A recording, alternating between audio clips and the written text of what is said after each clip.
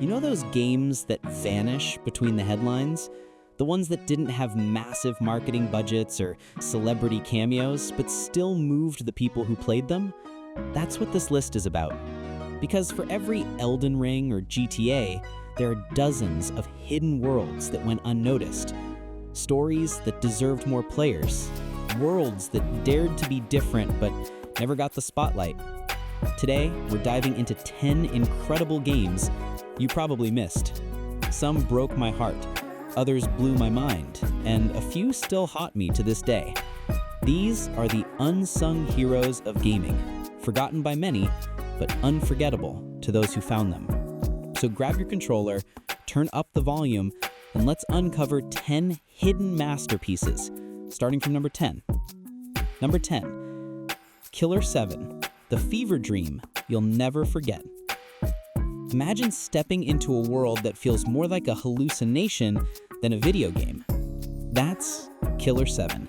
It's violent, it's stylish, and it's absolutely unhinged. A fever dream stitched together with identity crises, politics, and cryptic symbolism. Created by the brilliant, chaotic mind of Suda51 and his studio Grasshopper Manufacture, this 2005 title blends first-person gunplay with a story that feels like Lynch meets Tarantino.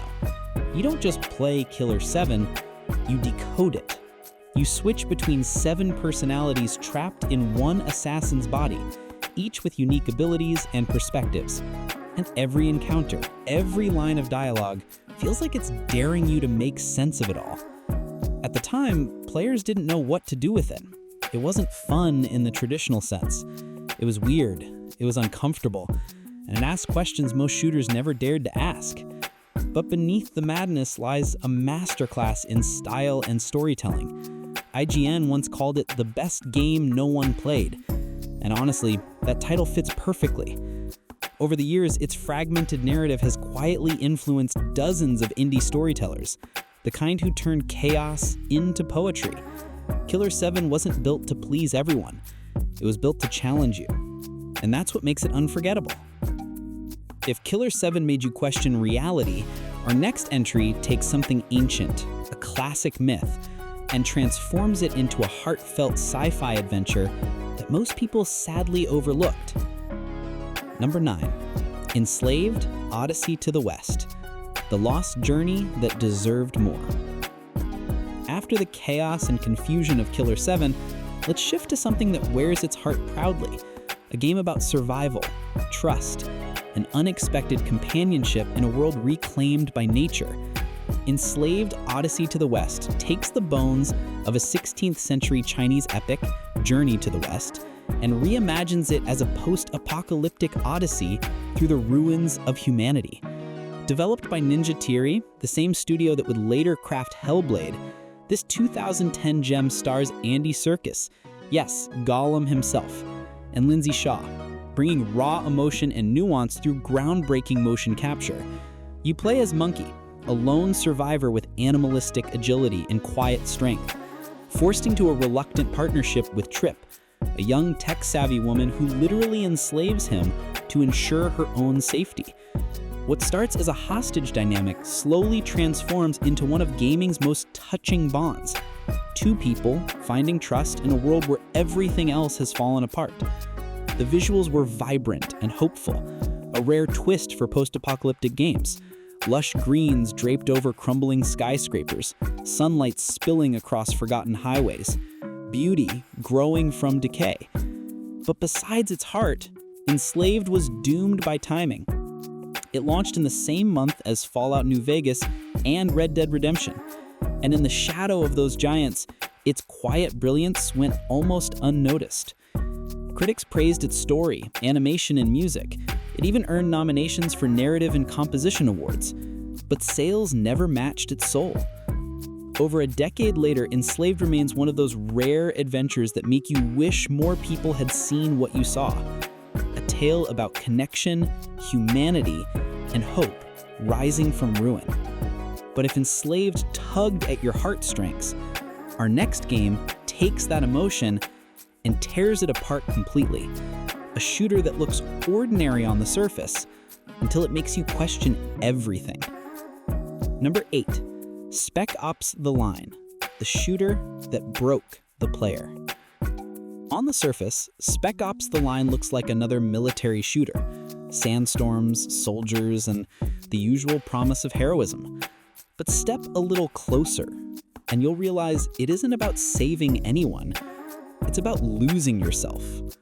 Developed by Jaeger and released in 2012, the game drops you into a crumbling Dubai swallowed by sand and silence. You lead Captain Martin Walker and his squad into what should have been a simple rescue mission. But what follows is a slow descent into madness, morality, and the darkness of your own actions. Every firefight feels familiar, until the consequences hit. You think you're the hero, until the game makes you question what that even means. The enemies you're fighting, the choices you're making, they're all reflections in a cracked mirror.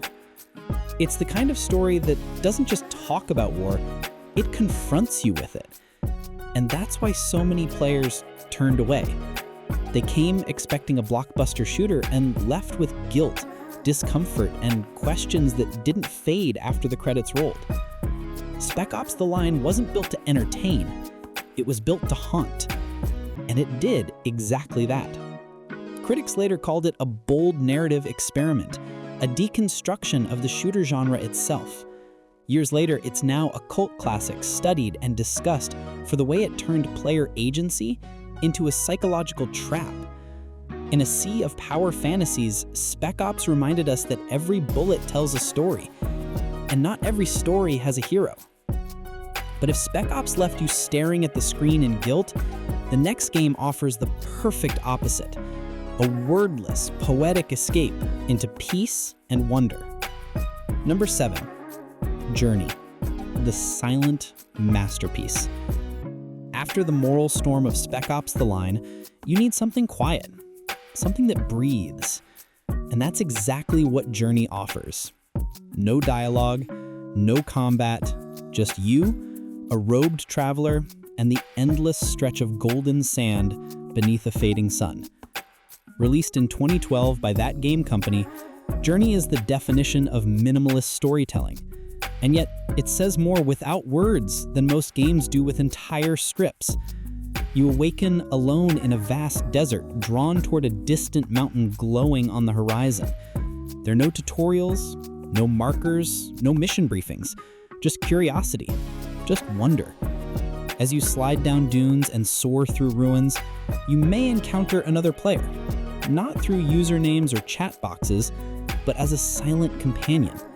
2 travelers, strangers in every sense, sharing a connection that feels strangely real. You can't speak, you can't fight. All you can do is journey together. And somehow, that's enough. Its art direction is breathtaking. Every frame feels painted by light. The music, composed by Austin Wintory, became the first ever video game soundtrack to be nominated for a Grammy, a moment that changed how the world viewed games as art. Despite its awards and acclaim, Journey is still overlooked by many, dismissed as a short indie experience. But for those who played it, it's not just a game, it's a meditation, a reminder that silence can tell the most powerful stories of all. And from these serene sands, we now move towards something louder, a storm of steel, sorcery, and ambition, an RPG that built a world grand enough to rival giants, but never got the love it deserved. Number 6, Kingdoms of Amalur: Reckoning, the forgotten fantasy epic. From the silence of the desert, we crash into color, chaos, and destiny. Kingdoms of Amalur: Reckoning feels like the moment when someone asked, what if Skyrim and Fable had a baby and gave it a combat system that actually feels incredible? Released in 2012, Amalur had everything a fantasy RPG should have. Sprawling landscapes, vibrant art, deep lore, and satisfying, weighty combat. But what really makes it special is who created it. The story was written by R.A. Salvatore, a legendary fantasy author. The art and creature design came from Todd McFarlane, the creator of Spawn. And the lead designer? Ken Rolston, the mind behind the Elder Scrolls IV Oblivion. That's a dream team, the kind of creative lineup that should have defined a new generation of RPGs. Instead, Amalur became a tragedy of timing. Poor marketing and studio mismanagement buried it before players even had a chance to discover how good it was. Its developer, 38 Studios, went bankrupt just months after launch, leaving behind one of the most ambitious open worlds no one got to truly explore. But those who did play it, know. They know how smooth the combat felt, fast, flashy, and fluid. They remembered the detailed lore, the vast side quests, and that unique sense of freedom where every choice carried weight. It wasn't just another RPG, it was a world that wanted to live longer than it could. Years later, in 2020, the remaster Re-Reckoning brought it back to life. And while it never reached mainstream glory, its cult following grew. Fans still hoping that one day, this world might get the sequel it deserves. While Amalar built a vast living world, our next game built something smaller, but infinitely more emotional. A handcrafted story where every pixel pulses with feeling and every line of dialogue cuts deep. Number 5, Transistor, the love story hidden in the code. In a city of neon lights and fading voices, one woman carries a sword that speaks, not as a weapon, but as someone she's lost. This is Transistor, a sci-fi love story wrapped in cyberpunk combat, crafted by Supergiant Games, the studio behind Bastion and Hades. You play as Red, a singer whose voice has been stolen. Her only companion is the Transistor, a mysterious talking blade housing the soul of the man who once protected her. Together, they cut through the decaying city of Cloudbank, a place collapsing under the weight of its own technology. Every step, every strike, feels like choreography. Combat here isn't just action, it's art. You can pause time, plan attacks, then watch them unfold in elegant bursts of light and sound. It's strategy blended with emotion, logic intertwined with love. The narration, delivered through the Transistor's soft, melancholy tone, feels like a conversation with a ghost. He talks to you, remembers you, worries for you, and even though Red never speaks, her silence says everything. The soundtrack, composed by Darren Korb and sung by Ashley Barrett, became iconic, a haunting mix of electronic pulses and raw emotion. It won multiple awards, and fans still whisper one line that sums up its entire soul: "We're not alone." But Transistor never screamed for attention. It released quietly in 2014, surrounded by giant blockbusters that drowned it out. Yet, for those who discovered it, it became a memory that lingers, a coded love letter to anyone who's ever lost something they can't let go of. And speaking of overlooked art, our next game took the idea of storytelling to its purest, most chilling form. No words, no exposition, just motion and silence. And one of the most haunting endings in gaming history. Number 4, Inside, a silent descent into the unknown. No words, no guidance, just a boy running through the dark and something terrible chasing him. This is Inside, a side-scrolling puzzle platformer from Playdead, the creators of Limbo. At first glance, it seems simple, but step deeper and you'll realize you're inside something much larger and much more horrifying. The world is cold, industrial, and alive in all the wrong ways. Children controlled like machines, shadows that move when you don't, and a story that never tells you anything, yet somehow makes you feel everything. With Inside, Playdead turned minimalism into a weapon. Every movement, every breath, every faint sound of a footstep, all crafted to pull you further into a nightmare you can't look away from. There's no dialogue, no cutscenes, just atmosphere and implication. A masterclass in visual storytelling. When it released in 2016, critics hailed it as art, but it never broke into the mainstream. Maybe because it doesn't explain itself. It just ends. And that ending, strange, unforgettable, debated for years, still sparks theories across forums and videos today. Even the developers refuse to clarify it. Inside isn't a game you finish. It's one that finishes you. Quietly. Slowly. Completely.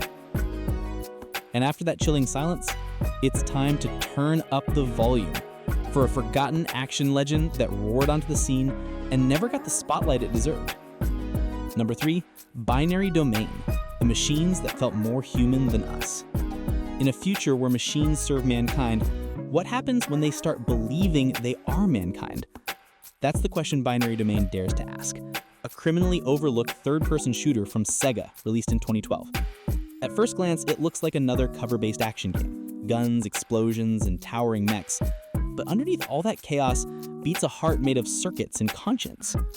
You play as Dan Marshall, leading an international squad deep into Tokyo's underbelly to uncover a secret that blurs the line between human and machine. The twist? Some of your enemies don't even know they're robots. They think they're human, and watching them realize the truth is nothing short of devastating. Directed by Toshihiro Nagoshi, the creator of the Yakuza series, Binary Domain surprised everyone with its emotional storytelling and surprisingly advanced squad trust system.